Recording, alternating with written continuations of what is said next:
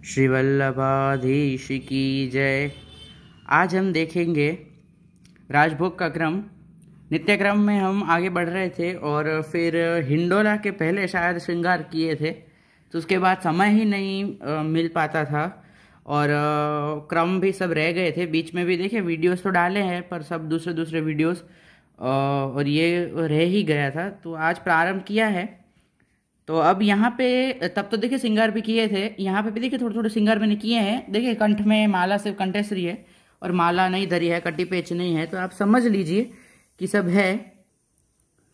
तो अभी मैंने धरे नहीं है माला जी और आदि कुछ भी, माला हार कुछ धरा नहीं है, पर आप मान लीजिए कि मैंने धरा है ठाकुर जी को।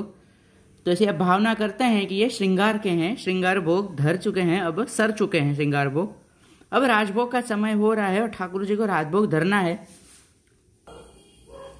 तो अब राजभोग का समय हुआ है, तो अब श्री को राजभोग आएंगे। तो राजभोग आएंगे उसके पहले हम ठाकुर जी के माला जी बड़े करते हैं। देखिए यहाँ पे माला जी अभी पिछले वीडियो में दिखाए थे माला सिद्ध करने का प्रकार। देखिए मैंने माला जी सिद्ध किए हैं, तो ये माला जी हमने ठाकुर जी को धराए हैं। अब माला जी अपन बड़े करेंगे क्योंकि राजभोग के समय माला जी आते नहीं हैं, तो इसलिए माला जी अभी अपन बड़े करेंगे। तो ऐसे आज्ञा लेंगे, आज्ञा लेने के बाद माला जी अपन धीरे से एकदम कोमलता से, तो यहाँ पे मैं आपको दिखा रहा हूँ तो इसलिए मैं ऐसे कर रहा हूँ, पर आपको एकदम कोमलता से देखिए, पीछे नहीं रहते हैं, मैं आपको करके दिखाता हूँ। तो माला जी अपन ने बड़े किए और माला जी अपन क्या करेंगे कि बड़े करने के बाद ठाकुर जी के आज्ञा लेंगे और माला जी जो है वो पधरा पास में नहीं, परंतु माला जी फिर पधरा देते हैं अपन। तो ये अपन पहले सबसे पहले माला जी बड़े होते हैं। अब माला जी बड़े होने के बाद ठाकुर जी भोग मंदिर में पधारते हैं। तो भोग मंदिर में तो हवेली आदि में भोग मंदिर में होते हैं, परंतु अपने घर पे तो सब क्या बोलते सिंहासन के पास ही होते हैं। तो भोग माला जी बड़े होने के बाद यहाँ पे जो गादी सिंहासन है उसके बाद एक पाट आता है और पाट के ऊपर सखड़ी अनसखड़ी के दो अलग अलग पाट आते हैं और पाट के ऊपर सखड़ी अनसखड़ी की सामग्री साजी जाती है। तो वो हिसाब से आते हैं। सखड़ी में तो नित्य प्रकार से जो भी आपको आज्ञा मिली हो वो हिसाब से आप सखड़ी अनसखड़ी धरनी होती है, या फिर किसी को दूधगर की ही आज्ञा हो तो फिर वो सिर्फ दूधगर धरेंगे। तो जिस प्रकार से आज्ञा मिली हो उस हिसाब से भोग आते हैं। भोग में सखड़ी में अवश्य हर रोज थाल सानते हैं। थाल सानना यानी कि क्या, तो थाल सानने का अर्थ है कि दाल भात और उसमें घी पधरा के मिलाना। तो दाल भात में इस प्रकार से होता है।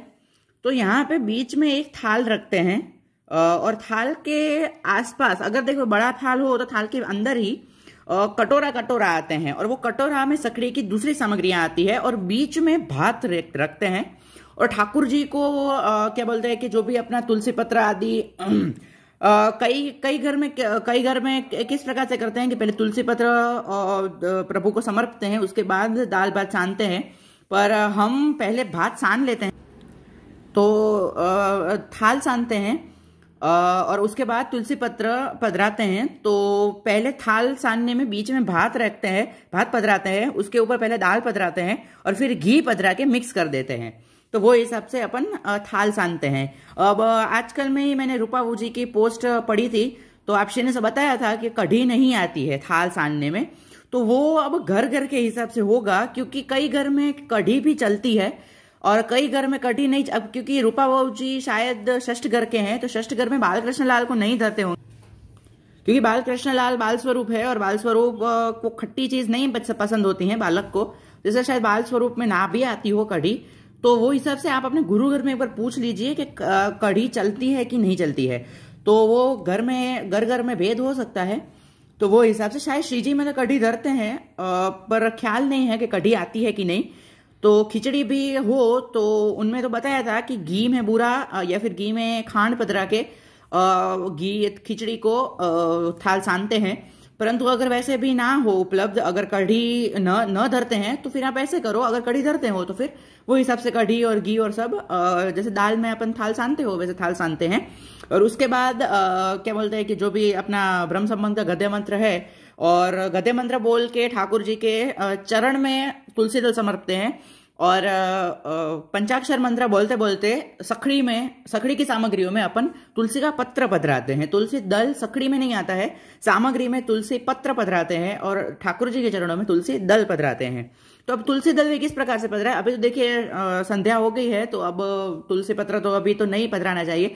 तो अभी मेरे पास तुलसी पत्र है नहीं, तो मैं आपको अभी ऐसे ही दिखाता हूं कि मान लीजिए कि तुलसी पत्र है, तो तुलसी पत्र यहाँ पे देखिए इस प्रकार से यहाँ पे नीचे पधराएंगे।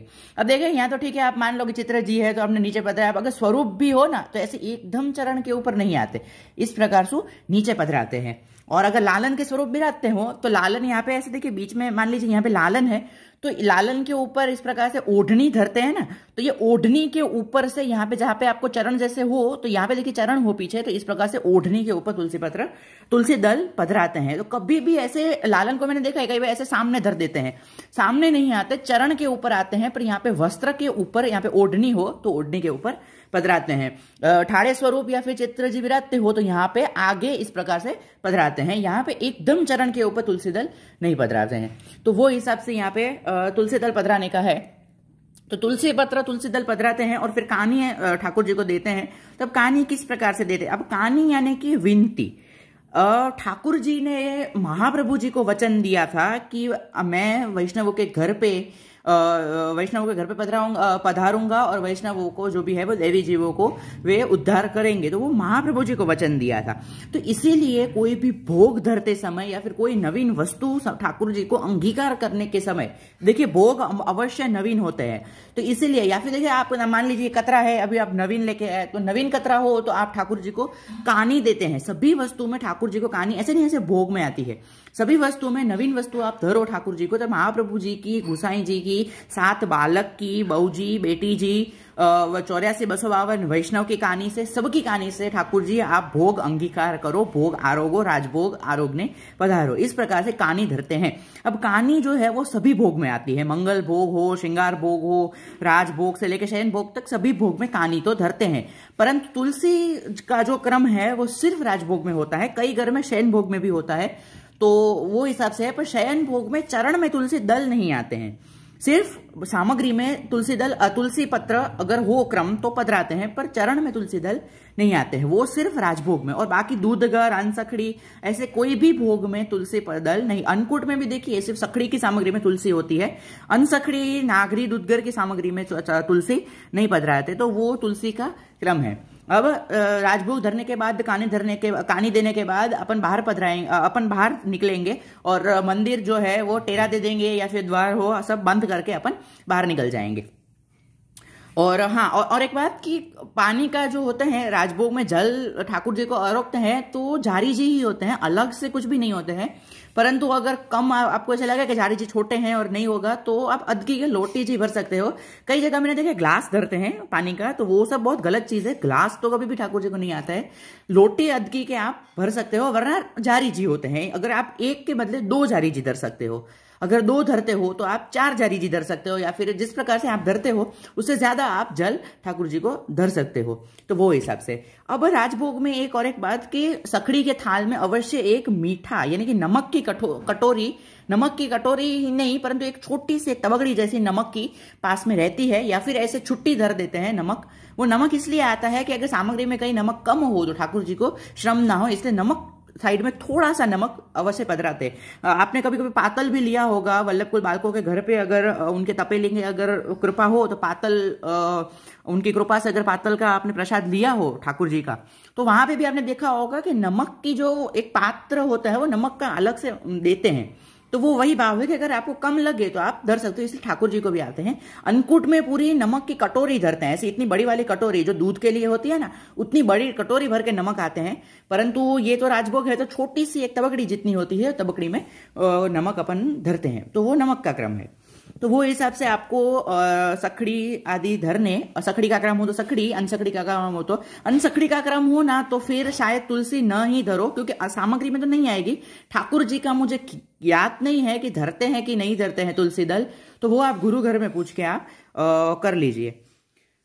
तो अब ये रही राजभोग की बात। अब राजभोग का मान लीजिए समय हो गया है, अब राजभोग अपन सरेंगे। तो राजभोग सरेंगे तो आज्ञा मांगेंगे ठाकुर जी के, और जो राजभोग का थाल है वो अपन सरा लेंगे, और जो भोग का बाटला आदि है वो सब खासा करके अपन वापस जो अपने नियत स्थान पे अपन पधरा देंगे। तो सब कुछ अपन खासा करेंगे। फिर जारी जी यहाँ पे रहते हैं, तो जारी जी भी बदलते हैं, राजभोग के जारी जी।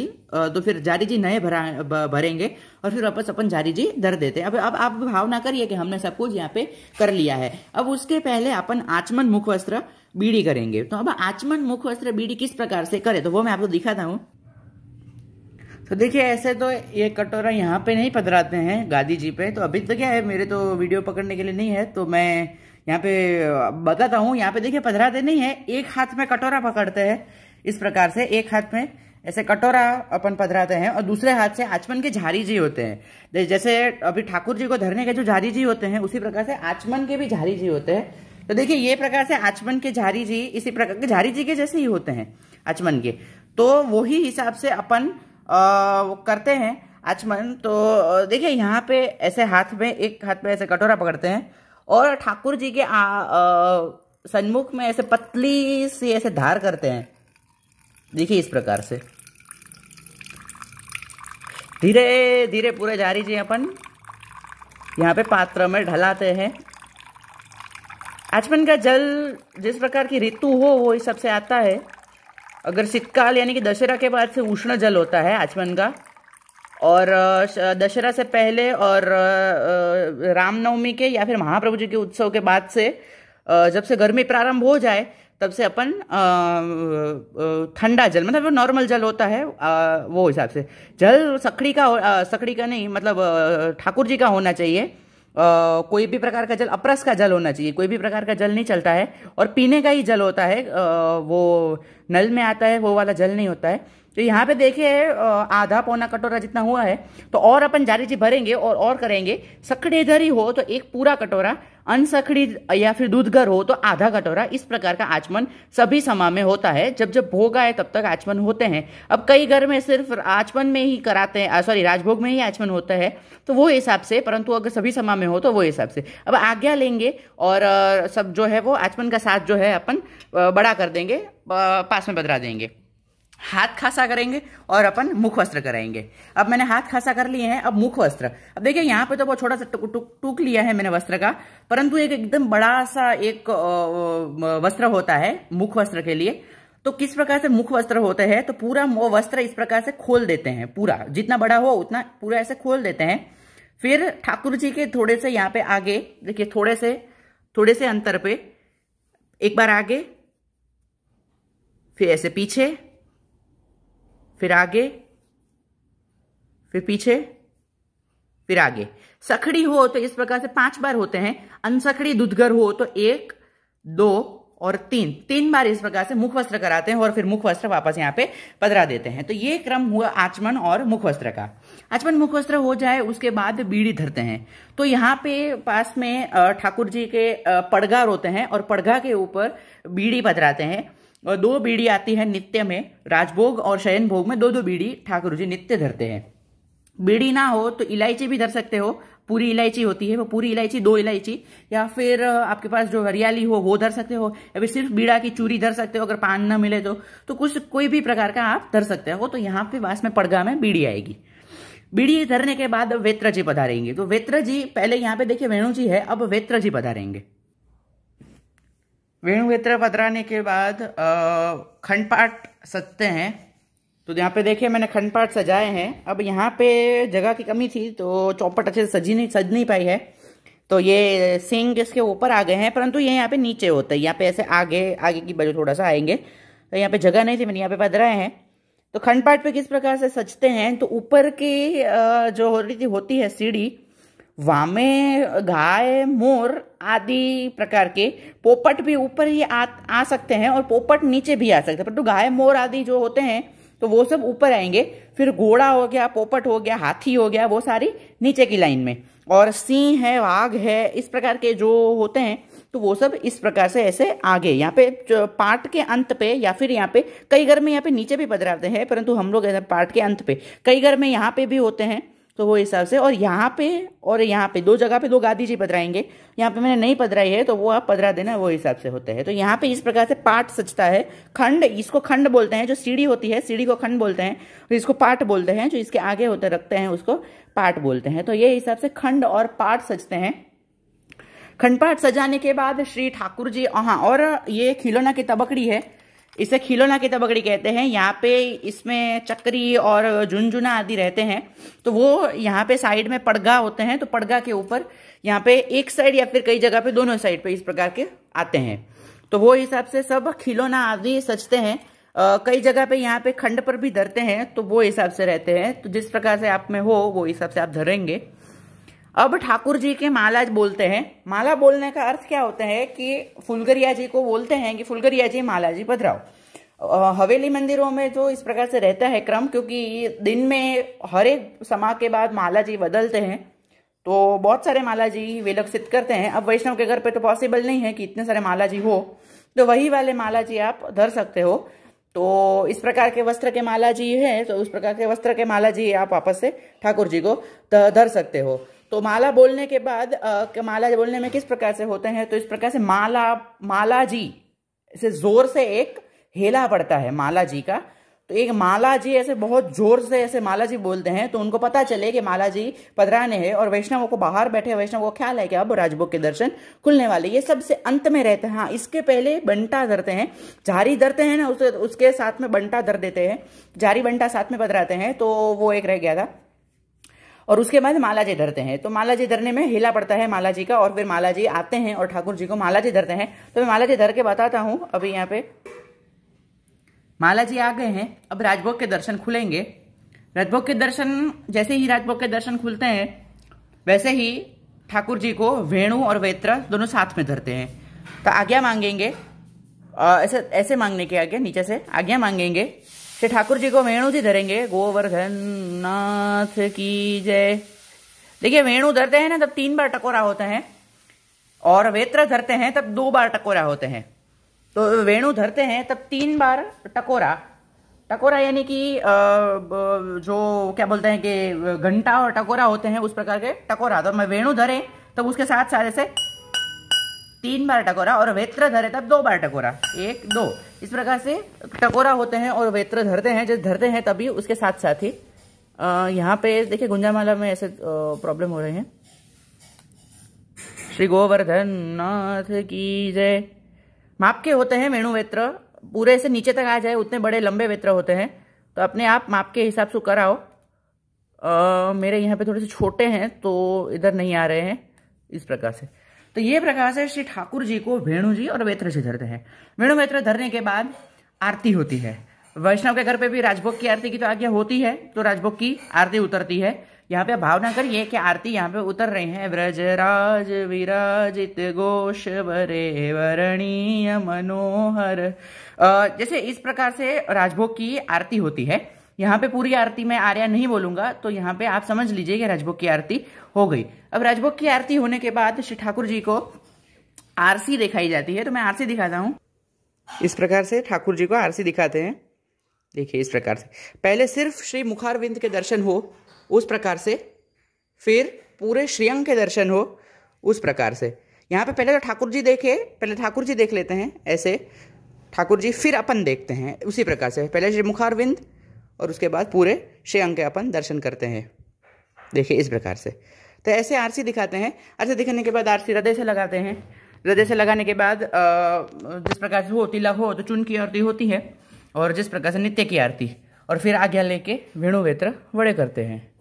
ऐसे वेणु वेत्र वड़े करने के बाद राजभोग के दर्शन बंद होते हैं। राजभोग के दर्शन बंद होने के बाद पास में एक कटोरा रहते हैं। ये कटोरा ऐसे पास इधर होते हैं, एक पड़घा के ऊपर। और कटोरा में जो माला जी होते हैं वो चंगेरदान बोलते हैं। तो ये चंगेरदान यहाँ पे होते रहते हैं, और चंगेदार में माला जी बड़े करके यहाँ पधराते हैं। और वो चंगेरदान ये खंड के पास में पधराते हैं। ये खंड है या फिर पाठ है, पाठ के पास में यहाँ पे कटोरा चंगेरदान में होते हैं, माला जी रहते हैं।